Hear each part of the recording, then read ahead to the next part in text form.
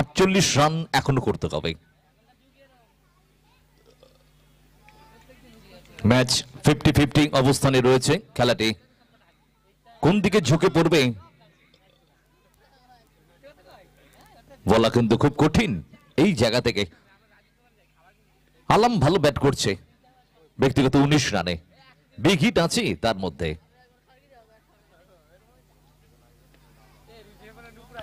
বল না, হুক করার চেষ্টা, ঠিক মতন টাইমিং করতে পারলেন না আলম। মিড উইকেট অঞ্চল দিয়ে খেলার প্রচেষ্টা করেছিলেন, হুক করে নিয়ে পারলেন না।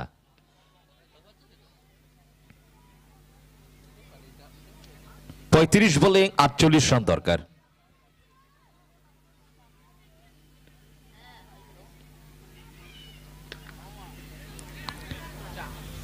এক্ষেত্রে একটি রান আসবে, ফিল্ডার আছে ডিপ কভার অঞ্চলে।